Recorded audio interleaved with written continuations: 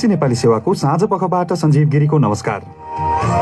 आजका मुख्य विषयमा प्रचण्ड माधव नेपाल समूहले आधिकारिकता दाबी गर्नुको औचित्य नरहेको ओली पक्ष एक नेताको भनाई। तर निर्वाचन आयोग भन्छ नेकपाको विवादले बल्ल कानूनी रूपमा प्रवेश पायो। विधि सम्मत कानूनले दिएको मार्गभित्र रहेर प्रक्रियाहरू अगाडि बढाउँछ र उस समयमा उचित ढङ्गले उचित प्रक्रियाबाट उचित निर्णय भन्ने लाग्दछ। सैन्य कुपछि म्यानमारको पछिल्लो अवस्था के छ? बिहान 6 बजीसम्म सर्की घोषणा गरिएको थियो। आज बिहान पनि बाटो लम्बिन्छ कि भन्ने त्यो पछि लम्बिएन। सडकमा अलिक धेरै मान्छेहरू देखिए। मान्छेमा हिजोको जस्तो धेरै त्रास आज अलि रहेन। म्यानमार स्थित पत्रकार दीपक भट्टराईसँग कुराकानी र अन्तर्राष्ट्रिय विषयमा अदालतमा उपस्थित गराइएका रुसी विपक्षी नेता एलेक्सी नभाल्नीद्वारा राष्ट्रपति पुटिनको आलोचना। सुनवाईको मुख्य अभिप्राय लाखौं सर्वसाधारणहरूलाई तर्साउनु रहेको दाबी।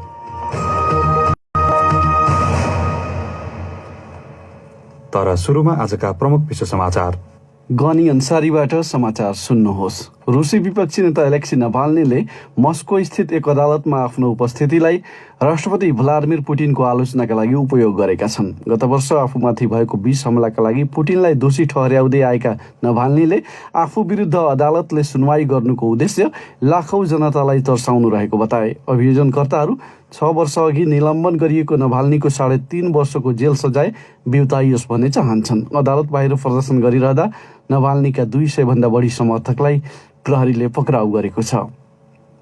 रुसद्वारा विकसित कोरोना भाइरस विरुद्धको खोप 91.6% प्रभावकारी देखिएको प्रारम्भिक नतिजाहरूले देखाएका छन्। स्पुत्निक 5 खोपको तेस्रो चरणका परीक्षण नतिजाहरू ल्यान्सेट जर्नलमा प्रकाशित गरिएको छ।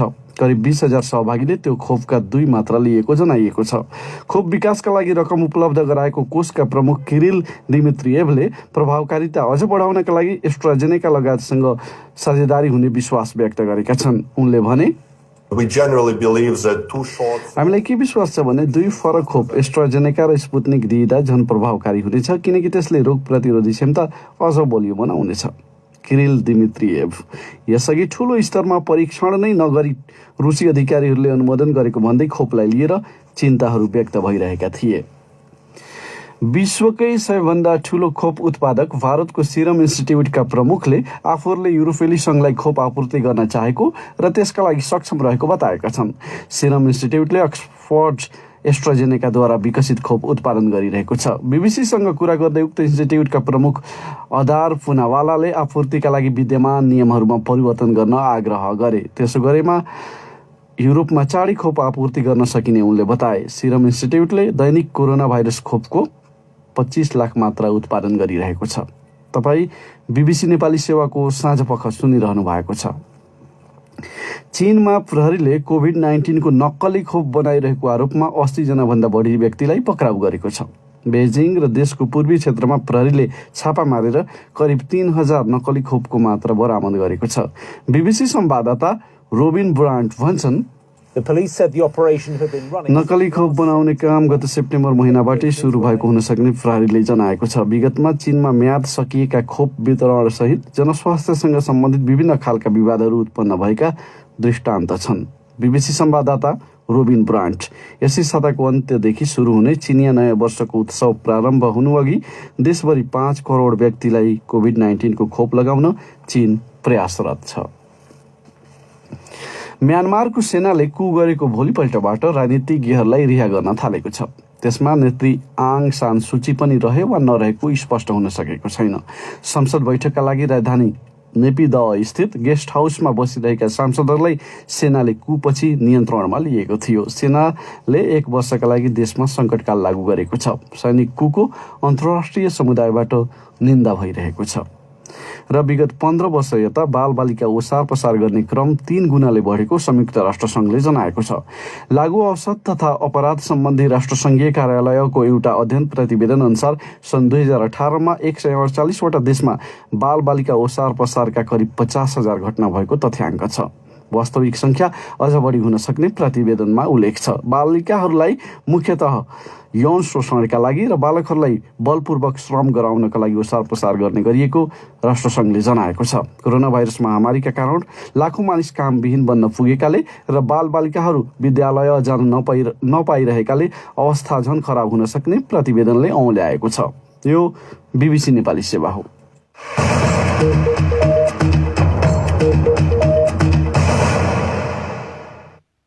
साँझपखमा पुनः स्वागत छ।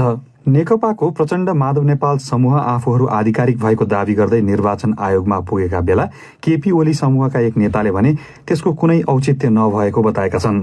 निर्वाचन आयोगको पत्राचारपछि केन्द्रीय समितिको बैठक गरी उक्त समूहले आयोगमा बहुमत केन्द्रीय सदस्यको हस्ताक्षरसहित आज निवेदन दिएको हो। आयोगका एकजना अधिकारीले भने यसअघि सम्म नेकपाको विवाद कानूनी रूपमा प्रवेश नगरेको आफूहरूको बुझाइरहेको र आधिकारिकताको दावी गर्दै निवेदन दर्ता भएको अवस्थामा उक्त विषयमा आयोग उपयुक्त निर्णयमा पुग्ने बताएका छन्। एक रिपोर्ट। नेकपाको प्रचण्ड नेपाल पक्षले मंगलबार राजनैतिक दल सम्बन्धी ऐनको दफा 44 अनुसार दावी पेश गरेको हो। यसअघि नेकपाको पुरानै केन्द्रीय समितिले मान्यता पाउने ठहर गर्दै त्यसमा गरिएका हेरफेर अमान्य रहेको निर्वाचन आयोगले निर्णय गरेसँगै प्रचण्ड नेपाल समूहले आधिकारिकताका लागि प्रक्रिया अघि बढाएको हो। मंगलबार आयोग पुगेका नेकपाका वरिष्ठ नेता झलनाथ खनालले उनकै शब्दमा पार्टीको सानो टुक्राले समेत आधिकारिकताको दावी गरेको अवस्थामा राजनैतिक दल सम्बन्धी ऐनमा टेकेर तथ्यहरूका आधारमा निर्वाचन आयोगले विवाद निरूपण गर्नुपर्ने सञ्चारकर्मीहरूलाई बताए। आफूहरूले आधिकारिकता पाउने कुरामा पूर्ण रूपमा विश्वस्त रहेको बताउँदै उनले भने सम्बन्धित पार्टीका विधानहरूको आधारमा सम्बन्धित पार्टीहरूले गरेका निर्णयहरूको आधारमा त्यो निर्णय गर्नुपर्ने हुन्छ। त्यो निर्णय गर्ने ठ्याक्क समय आइपुग्यो। हामी आधिकारिकताको सन्दर्भमा नेपाल कम्युनिस्ट पार्टी नेकपाले आधिकारिकता पाउने कुराहरूमा 100% विश्वस्त छ। नेकपाको 441 सदस्यीय केन्द्रीय कमिटिको झण्डै 70% सदस्य आफूहरूसँग रहेको साथै केन्द्रीय कमिटी बैठकहरूबाट प्रमाणित तथ्य प्रमाण र विधानको व्यवस्था समेटेर दावी प्रस्तुत गरिएको प्रचण्ड नेपाल समूहको दावी छ। आयोग आफैले मान्यता दिएको केन्द्रीय समितिको बहुमतको निर्णयलाई किन नमान्ने भनेर प्रश्न गर्दै उक्त समूहले दावी प्रस्तुत गरेको जनाएको छ। तर प्रधानमन्त्री समेत रहेका अर्का अध्यक्ष केपी शर्मा ओली निकट नेता सुभाष नेमाङले बीबीसीसँग कुरा गर्दै आधिकारिकता दावी गर्ने बाटो बन्द भइसकेको र प्रचण्ड पक्षको दावीको औचित्य समाप्त भइसकेको बताए। आयोगले यसअघि नै आधिकारिकता निर्णय गरिसकेको अवस्थामा आफूखुसी प्रक्रिया निकाल्न नमिल्ने उनले बताए। आधिकारिकता बारे उत्पन्न विवाद निरूपणको सम्बन्धमा निर्वाचन आयोगले के गर्छ त? आयोगका सहायक प्रवक्ता कोमल प्रसाद धमला भन्छन्, आयोगले कानून सम्मत विधि सम्मत कानूनले दिएको मार्गभित्र रहेर त्यसको मर्मलाई नमार्ने गरी प्रक्रियाहरू अगाडि बढाउँछ र समयमा उचित ढङ्गले उचित प्रक्रियाबाट उचित निर्णय भन्ने लाग्दछ। राजनीतिक दल सम्बन्धी ऐनको दफा 43 र 44 मा 2 वा 2 भन्दा बढी दल वा एउटै दलका 2 वा 2 भन्दा बढी पक्षहरू बीच दलको नाम छाप विधान झण्डा वा चिन्ह पदाधिकारी केन्द्रीय समिति वा त्यसको निर्णयको आधिकारिकता बारे विवाद उत्पन्न भएमा आयोगले निर्णय गर्ने व्यवस्था छ। आयोगले नेकपाको पुरानै पदाधिकारी र समितिलाई मान्यता दिएको र दुवै अध्यक्षको सहमति बिना हुने बैठक आधिकारिक नहुने जानकारी यसअघिको पत्रमा दुवै पक्षलाई गराएको छ। यस्तो अवस्थामा कुनै पक्षलाई उसले आधिकारिकता नदिएमा नेकपाको विवाद थप जटिल हुने र सर्वोच्च अदालतले चुनावको बाटो खोलिदिएमा उक्त दलको सहभागिता अन्योलमा पर्ने ठानिएको छ।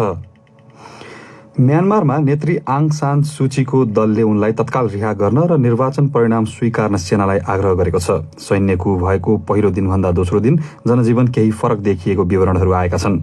यसै सन्दर्भमा त्यहाँ स्थित नेपाली पत्रकार दीपक भट्टराईलाई हामीले पहिलो दिनभन्दा आज के फरक छ भनेर सोधेका थियौं। धेरै मान्छेको सशङ्कित भएर बेङ्कमा लामो लाइन थियो, एटिएमहरू धेरै चलेका थिएनन्, मान्छेहरू खाद्यान्न र किराना पसलमा असाध्यै लामो लाइन लगाएर किनिरहेका थिए। आज चाहिँ त्योभन्दा अलिक कम देखियो। हिजो बेलुका राति 8 बजीदेखि बिहान 6 बजीसम्म सर्की घोषणा गरिएको थियो। आज बिहान पनि बाटो लम्बिन्छ कि भने त्यो पेपर चाहिँ लम्बिएन। सडकमा अलिक धेरै मान्छेहरू देखिए। मान्छेमा हिजोको जस्तो धेरै त्रास आज अलि रहेन। आङ सान सुचीको दलले तत्काल उनलाई रिहा गर्न र निर्वाचन परिणाम स्वीकार्न सेनालाई आग्रह गरेको विवरण आएको छ। त्यसमा सेनाको तर्फबाट कुनै प्रतिक्रिया आएको छ? सेनाले कुनै प्रतिक्रिया त्यसमा दिएको छैन। गयो आज मात्र एउटा खबर आयो कि आङ सान सुचीको स्वास्थ्य स्थिति राम्रो छ। उनलाई जुन सरकारी विभाग उपर्द गराइएको थियो नेतृत्व राजधानीमा उनी त्यही विभागमा सुरक्षित छन् भन्ने जानकारी पहिलोचोटि आयो। सेनाले त्यस्तो खाले वक्तव्य त पक्कै आउँछ भनेको सेनालाई पूर्वानुमान नै थियो, तर त्यो वक्तव्यको विषयमा सेनाले कुनै प्रतिक्रिया दिएको छैन। चुनावको परिणाम मान्नुपर्ने सम्पूर्ण नजरबन्दमा राखिएका अथवा हिरासतमा लिएका अथवा चुनावी निर्णय सबै मानवाधिकारवादी सांसदहरू, केन्द्रीय नेतृत्व, मन्त्रीहरू सबैलाई रिहा गर्नुपर्ने भन्ने मागमा सेनाले अहिलेसम्म केही सुनवाई गरेको छैन र तत्काल सुनवाई हुने लक्षण पनि कम छ। नागरिक स्तरबाट वा अरू कुनै पेसाकर्मीहरूबाट सेनाले चालेको कदमको विरोध वा भद्र अवज्ञा केही गरेको के छ अवस्था? नागरिक अवज्ञा आजबाट सुरु भएको छ। चिकित्सकहरूले पहिलो चरणमा सैनिक सरकारको मातहतमा रहेर स्वास्थ्य सेवा दिन सक्दैनौँ भनेर कति धेरै डाक्टरहरूले राजीनामा पनि दिइसकेका छन् र अहिले पनि राजीनामा दिन सुरुवात गरेका छन्। सडकमा प्रदर्शन चाहिँ केही पनि भएको सेनाको विरुद्धमा मैले थाहा पाएको छैन। फेरि त्यसको साथो यहाँको सेना समर्थित राजनीतिक दल जुन छ बीएसपी भन्ने त्यो पार्टीका करिब 200 जना समर्थकहरू पुरानो राजधानी रङ्गुन स्थित एउटा ठुलो पार्कमा भेला भएर सेनाले आएर शासन सत्ताले हुन्छ त्यसलाई बचाउनु र यसको विरोध गर्नेहरू विदेशी प्रतिक्रिया राख्दैनन् र विदेशीहरूले जसको विरोध गरिरहेका छन् उनीहरूले हालेका बुझेका छैनन् र विदेशीलाई त्यो विषयमा उनीहरूले निकै तीखा टिप्पणीहरू गरे। अन्तर्राष्ट्रिय हवाई उडानको सन्दर्भमा मे महिनासम्म बन्द गर्ने भन्ने कुरा आएका छन्। अन्तर्राष्ट्रिय उडानको विषयमा जुन सूचना आयो मे महिनासम्मै बन्द हुन्छ भनेर त्यो खाने कुनै आधिकारिक त्यो सूचना नभएको बरु एक साताको लागि कुनै रूपमा बन्द गरिएको त्यहाँको एयरपोर्टलाई त्यस समयपछि त्यस समयलाई समय हेरेर त्यसपछि अगाडि के गर्ने भन्ने कुरा त्यसपछि मात्र निर्धारण गरिन्छ भनेर सूचना अब जारी गरिएको छ। अब अन्त्यमा म्यानमारमा रहेका नेपाली भाषीहरूको हकमा त्यहाँ स्थित नेपाली दूतावासले केही निर्देशनहरू वा आग्रह केही गरेको छ? यहाँ करिब 1,25,000 हाराहारीमा नेपाली भाषीहरू छन्। सन् 1985 देखि नै विभिन्न चरण गरेर म्यानमारमा आएर यही बस्ने छन्। त्यसबाहेक केही 100को संख्यामा हामी जस्तो कृषि रोजगारीको लागि म्यानमार आएकाहरू पनि छन्। नेपाली दूतावासले दिएका सूचनाहरू जारी गरेको छ। त्यो सूचनाहरूमा आवश्यक काम गर्दा मात्रै घर बाहिर जानुहोला भनिएको छ। आफ्नो घर छिमेकीहरू के भइरहेको छन् त्यो विषयमा तनाख हुनुहोला भनिएको छ। घरमा 10 दिनको लागि आवश्यक खाद्य वस्तुहरू सञ्चित गरेर राख्नुहोला भनेर अनुरोध गरिएको छ भने राजदूतको फोन नम्बर दूतावासको फोन नम्बर दिएको छ, इमेल दिएको छ र त्यहाँ कार्यरत कर्मचारीहरूको पनि नम्बर दिएको छ र ती नम्बरहरूमा फोन गर्न अनुरोध गरिएको छ। म्यानमार स्थित नेपाली पत्रकार दीपक भट्टराई साथी गनी अन्सारीसँग कुरा गर्दै। अर्को विषय, खानेपानी मन्त्री मणि थापा र कारागारमा रहेका नेत्र विक्रम चन्द विप्लवको दलका नेता हेमन्त प्रकाश ओली बीच भएको भेटघाटले विभिन्न अड्कलबाजी निम्त्याएको छ। दुवै पक्षबीच वार्ताको सम्भावनाबारे चर्चा चलेका बेला सरकारले नै गतिविधि गर्न प्रतिबन्ध लगाएको दलका नेतासँग मन्त्रीले भेट गरेकाले पनि त्यसप्रति धेरैको चासो देखिएको हो। मन्त्री थापाले आफू ललितपुरको नक्खु स्थित कारागारमा रहेको खानेपानी र सरसफाईको समस्याबारे स्थलगत अवलोकन गरिदिन जेलरले गरेको आग्रह अनुसार गएको र कुनै राजनीतिक उद्देश्य नरहेको बताउँदै बीबीसी संवाददाता शरद केसीसँगको कुराकानीका क्रममा भने, कुराकानी भएको थियो, अरू पोलिटिकल कुरा त केही भएन। अब सरकारले वार्ताको वातावरण बनाउने हो भने महासचिव विप्लवले पनि वार्ताको विरोधी होइन भन्ने थाहा पाएको छु मैले पेपरहरूबाट। वातावरण चाहिँ सरकारले बनाउनु पर्छ, म त भित्र छु, सबै कुरा थाहा छैन मलाई भन्नुभयो। वार्ताका निम्ति बन्दीहरूको रिहाईको माग विप्लवको दलले राख्दै आएको छ। भेटघाटका क्रममा थापाले सरकार पनि वार्ता विरोधी नभएको बताएका थिए। अनि सरकारको त पोलिसी त अब वार्ता विरोधी त सरकार होइन, तर सरकारले ठ्याक्कै डिसिजन गरे जस्तो कुरा होइन। म त साथीको हिसाबले गएको उहाँ त्यहाँ पनि। सत्ताधारी नेकपामा आएको विभाजनपछि प्रधानमन्त्री ओलीले विप्लवको दलको गतिविधिमाथि लगाइएको प्रतिबन्ध फुकुवा गर्न सक्ने चर्चाका माझ दुई नेताबीच भेटघाट भएको हो। मन्त्री थापा र विप्लव दुवै सशस्त्र द्वन्द्वका बेला नेकपा माओवादीमा सँगै थिए। अब पालो श्रोता प्रतिक्रियाको। प्रस्तुत गर्दैछन् साथी गनी अन्सारी र रमा पराजुली। नेपाली सेनाले सोमबार राति काठमाडौँको चक्रपथमा बख्तरबन्द गाडी घुमाएको छ। सेनाले नियमित अभ्यास र सर्वसाधारणमा भ्रम नहोस् भनेर पूर्व सूचना गरेको भनेको यो कार्यबारे तपाईँको धारणा के छ भनेर आज हामीले सामाजिक सञ्जाल फेसबुक र ट्विटरमा सोधेका थियौं। प्राप्त जवाफमध्ये केहीलाई हामीले यहाँ समेटेका छौं। आफूलाई उत्तम विचार भनेर चिनाउने ट्विटर प्रयोगकर्ताले लेखेका छन्, सेनाले सूचनामा भने जस्तै नियमित अभ्यास हो भन्ने केही भन्नु छैन।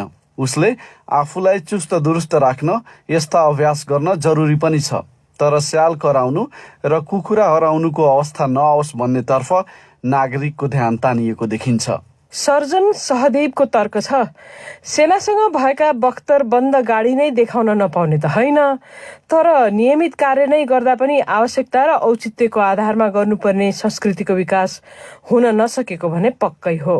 हाम्रो फेसबुक पेजमा टेकनाथ दाहालको धारणा छ, मसिन हो, नचलाउँदा खिया लाग्न सक्छ, तसर्थ बेला बेला चलाउनु नै पर्छ। त्यसमाथि राजनीतिक तरलता बीच अन्य अर्थ नलागोस् भन्ने पूर्व सूचना जारी गरिएकै थियो।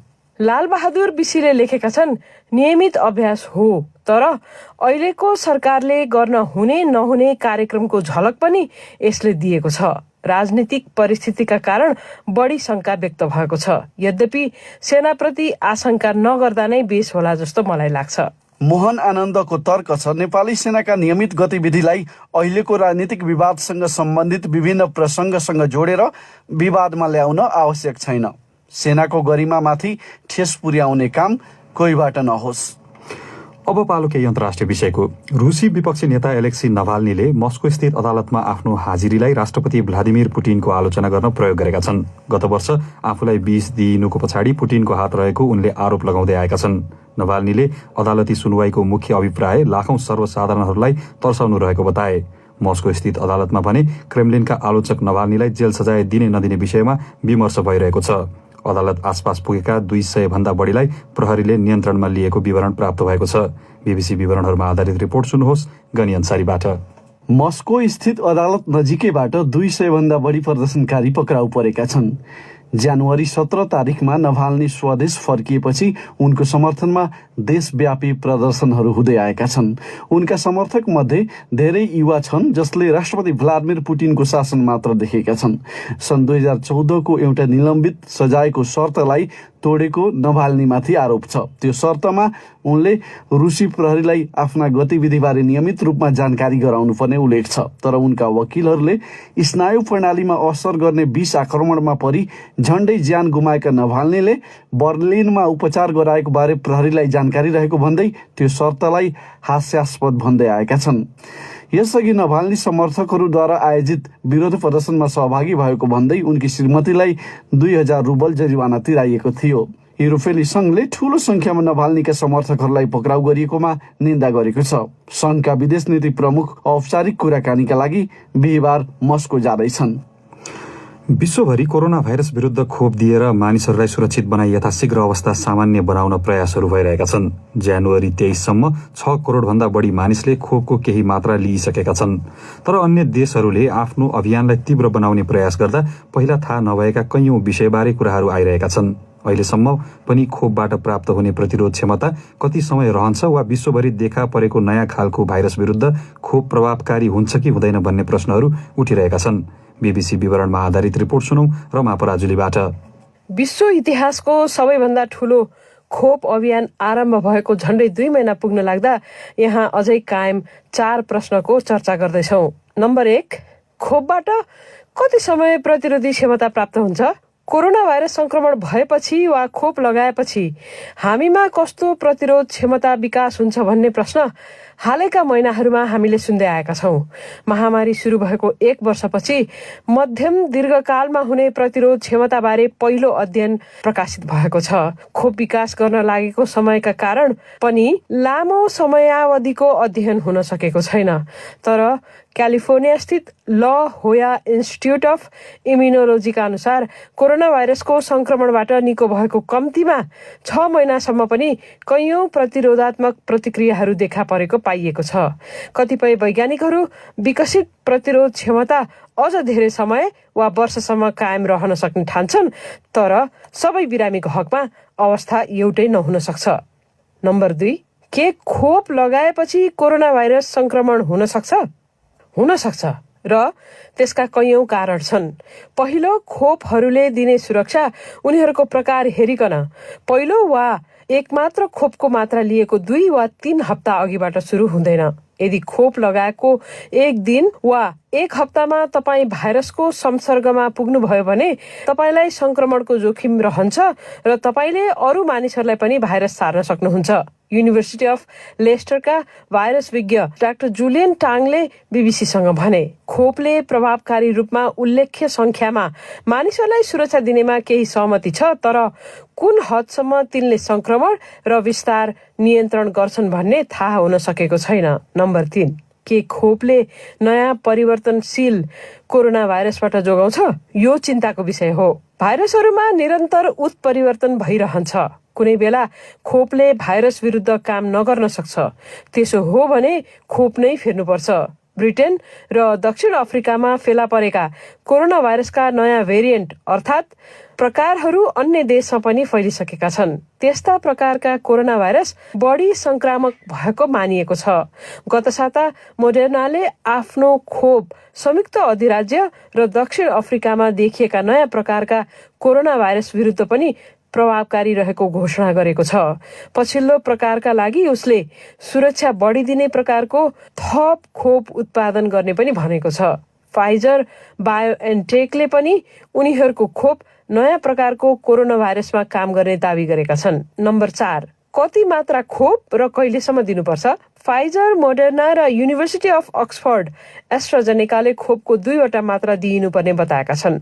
फाइजर र अधिकांश वैज्ञानिक जगत प्रारम्भिक परीक्षणमा प्रमाणित पहिलो मात्राको खोप दिएको 21 दिनपछि दोस्रो खोप दिने निर्णयमा कायम रहने निष्कर्षमा छन्।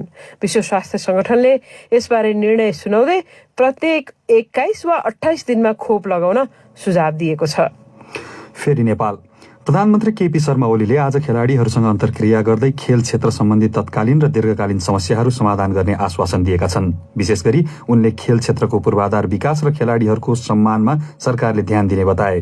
तर कतिपय खेलाडीहरूले कार्यान्वयन नभएसम्म भाषणकै भरमा विश्वास गर्न गाह्रो रहेको प्रतिक्रिया दिएका छन्। अन्य केहीले उतार चढावको वर्तमान राजनीतिक परिस्थितिका बीच ओलीले खेलकुद क्षेत्रलाई आफूतिर आकर्षित गर्न सत्ताको प्रयोग गरेको भन्दै असन्तुष्टि व्यक्त गरेका छन्। थप चर्चा निरञ्जन राजवंशी। खेलाडी, प्रशिक्षक, विभिन्न संघका पदाधिकारी र खेलकुदका कर्मचारीहरूले खचाखच भरिएको राष्ट्रिय प्रज्ञा प्रतिष्ठानको हलमा प्रधानमन्त्री केपी ओली र खेलकुद क्षेत्रबीचको अन्तर्क्रिया केही रोचक बनेको थियो। मुलपानी क्रिकेट रङ्गशाला अझै बनिसकेको छैन।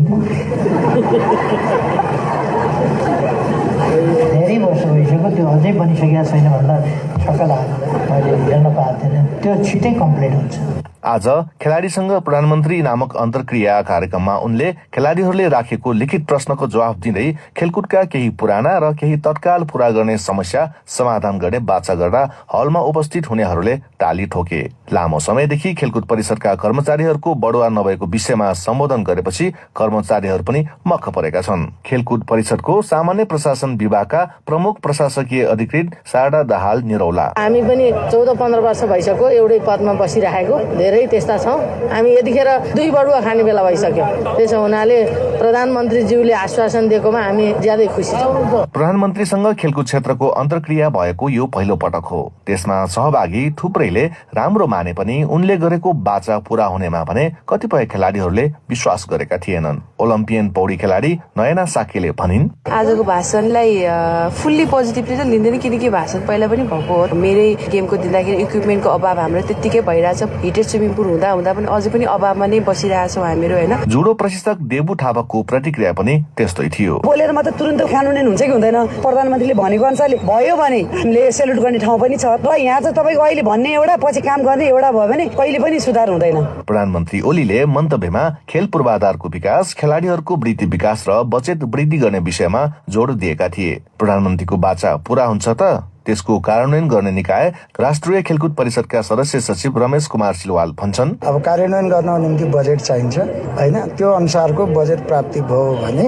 हामी त्यसलाई तीव्रताका साथ कार्यान्वयनमा ल्याउनेछौँ। कार्यक्रममा उपस्थित सबैले खेलकुद क्षेत्रको विषयलाई नजिकबाट जान्न खोजेको भन्दै प्रधानमन्त्रीको चासोप्रति खुसी जनाएका छन्। तर अहिले पार्टीगत विवाद चुलिएको बेलामा नै खेलाडी भेटेर खेलकुद क्षेत्रलाई समेत राजनीतिक खिचातानीमा प्रयोग गर्न खोजेको भन्दै कार्यक्रममा उपस्थित कतिपयले त्यसप्रति असन्तुष्टि जनाएका छन्। निरञ्जन राजवंशी, BBC काठमाडौँ। आज मंगलबार प्रस्तुत छ साप्ताहिक विकल्पको बाटो।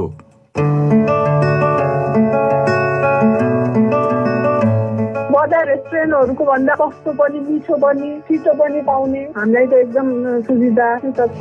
पछि पनि हार चाहिँ खाएन मैले। एक दिन त सक्सेस होला, वैष्णवको फल पाइएला भन्ने भएर अडिक भएर बसेर नै त्यो राम्रै भइरहेको छ अहिले। मजदुरीका लागि भारतको गुजरात राज्य पुगेका बेला सिकेको कफी बनाउने सिप सुर्खेत वीरेन्द्रनगरका रमेश थापालाई अहिले गरी खाने माध्यम बनेको छ। उनी बजारमा कफी डुलाउँदै बेचेर दैनिक करिब 6,000 रुपियाँसम्म कमाई हुने गरेको दावी गर्छन्। लकडाउनकै बेला पनि कफी बेच्ने काम जारी राखेका उनी मोबाइल कफी व्यवसायले आत्मनिर्भर बन्न सघाएको बताउँछन्। विगत 1 वर्षदेखि मोबाइल कफी व्यवसाय चलाइरहेका उनी पसलमा आएर भन्दा पनि ग्राहकलाई बसेकै ठाउँमा कफी पुर्याइदिँदा खुसी हुने गरेको उनको अनुभव छ। कालापारमा देखेको ज्ञान सिप अपनाएर आत्मनिर्भर बनेका यिनै युवाको सफलताबारे थप चर्चा गर्दैछन् सुर्खेतबाट साथी प्रकाश पन्त। कालापारमा देखेको ज्ञानसिपलाई घर फर्केर अपनाउँदा बेरोजगार बस्नु नपरेको उनी बताउँछन्। यो अहिलेसम्म राम्रै भइरहेको छ। काम भनेको सानो ठुलो म कहिले पनि भन्दिनँ मैले। अनि उहाँदेखि आएर खाली चाहिँ म बसेँ। मेसिन बोकेर सुर्खेतको वीरेन्द्रनगर बजारमा डुलाउँदै कफी बेचिरहेका उनले सुरुमा कफी बिकाउन धेरै गाह्रो भए पनि अहिले भने मागै थाहा नसकेको बताए। पहिलाको भन्दा चाहिँ अहिले चाहिँ धेरै सजिलो भएको छ। अहिले चाहिँ सबैले थाहा पाइसक्नु भयो यो कफी पाइन्छ भनेर आफै बोलाउनुहुन्छ। सुरुमा चाहिँ धेरै स्ट्रगल गर्नु पर्थ्यो। ल कफी आयो हजुर कफी आयो भन्दै बोलाउँदै हिँड्नु पर्थ्यो। ल खानी हो भनेर सोध्दै हिँड्नु पर्थ्यो। अहिले चाहिँ त्यस्तो चिज छैन। कफी बेचेर दैनिक 6,000 रुपियाँसम्म कमाइरहेका थापा मोबाइल कफी बेच्ने सोच भने यसरी पलाएको बताउँछन्। रेस्टुरेन्टमा काम गर्थे। गुजरात अहमदाबाद भन्ने ठाउँमा चाहिँ फुड फेस्टिभल पार्टी लाग्छ होइन। मेरो ओनरले चाहिँ काममा लगेको थियो त्यहाँ चाहिँ होइन। पार्टीहरू सबै भ्याइयो भने चाहिँ बेलुका चाहिँ यस्तै बोकेर चाहिँ हामीलाई केयर लिएर दिन्छ। राम्रो लाग्यो। मैले चाहिँ यो चाहिँ नेपालमा गर्दा कस्तो होला भन्ने हौसला जाग्यो। त्यही कारणले चाहिँ मैले मेरो बोसलाई भने मलाई यो चाहिँ मेसिन मगाइदिनु पर्यो कहाँ पाइन्छ सबै गर्दाखेरि चाहिँ उसले चाहिँ इन्डियनले अप्लाई गराइदियो मलाई। उनले सस्तोमा ताजा र स्वादिष्ट कफी खुवाउँदै आएका छन्। ग्राहककै कारण अघि बढ्ने हौसला मिलेको दावी गर्ने उनले ग्राहकले कफी मन पराउनुको रहस्य बारे भने। मैले चाहिँ सस नै एकदम राम्रो तरिकाले बनाउँछु। जस्तै कफी चाहिँ अलि धेरै हाल्छु। त्यसपछि चिनीहरू भयो। त्यसपछि चाहिँ अनि इलाइची चाइनिज सुगर युज गर्छु मैले। त्यो भएर मिठो हुन सक्छ। खै अब सबैले मन पराइदिनु भएको छ क्यारे। अब कफी बनाउने तरिका नै त्यही हो। अरू चाहिँ अब त्यस्तो हाल्न मिल्दैन क्यारे त्यसमा। कफी राख्ने मेसिन अभावले गर्दा पछिल्लो समय ग्राहकको मागै थाहा नसकेको बताउने उनले अहिलेको अवस्थासम्म आइपुग्न धेरै सङ्घर्ष गरेका छन्। सङ्घर्ष त हेर्नु धेरै गरियो। अब मेरै ठाउँमा अरू कोही भइदिए पनि अब हार खाएर अब आज यो सेल भएन आज यस्तो भयो कोरोना आएको छ यसरी यो हुँदैन यो चाहिँ मैले बन्द गर्नुपर्छ अब उति जानुपर्छ अब नेपालमा अब गर्नै सकिन्न त्यस्तो सोच नै मैले चाहिँ कति पनि हार चाहिँ खाएन। मैले अवश्य एक दिन त सक्सेस होला परिश्रमको फल पाइएला भन्ने त्यही भएर अडिक भएर बसेर नै अहिले जो राम्रै भइरहेको छ। अहिले केही युवालाई रोजगारी समेत दिएका उनले कफी व्यवसायबाट गतिलो आमदानी हुन थालेपछि यो व्यवसायलाई देशैभरि फैलाउने सोच पनि बनाएका छन्। बिस्तारै बिस्तारै अब नेपालमै भरि चाहिँ खोल्ने विचार छ मेरो चाहिँ सोच। हेरौँ अब पैसामा कस्तो। कफीका पारखीहरू भने थापाले घर दैलोमै कफी पुर्याउन थालेपछि कफीको लागि होटेल र रेस्टुरेन्ट जानुपर्ने बाध्यता हटेको दावी गर्छन्। होटलमा जानुपर्ने बाध्यता हट्यो। तैले अगाडि आउनु त्यतिको कफी आउनु भनेको राम्रो हो। मेसिनदेखि घोलेर खान मन एकदमै रहर लागेको छ। मिठो रहेछ। बेग्लै स्वाद छ कि त्यसमा। बजार रेस्टुरेन्टहरूको भन्दा कस्तो पनि मिठो पनि छिटो पनि पाउने हामीलाई त एकदम सुविधा छ।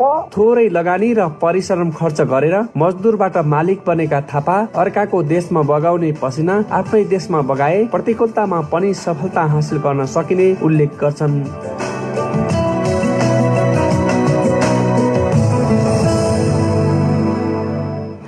विकल्पको बाटो प्रस्तुत गर्दै थिए सुर्खेतबाट साथी प्रकाश पन्त। अब आजका प्रमुख विश्व समाचार संक्षेपमा।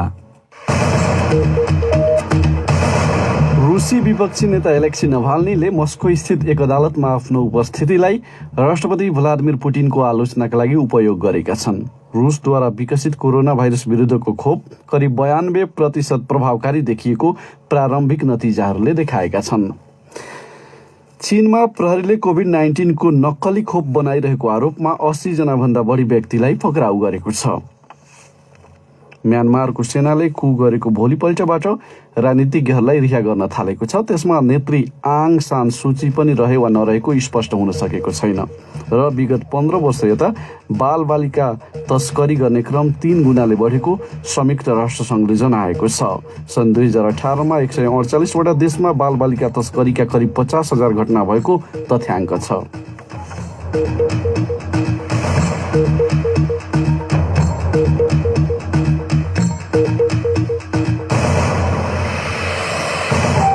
हवस् त, BBC नेपाली सेवाको साँझ पख यही समाप्त हुन्छ। हामीलाई भने भोलि बिहान 7:15 बजेसम्मका लागि बिदा दिनुहोस्। नमस्कार।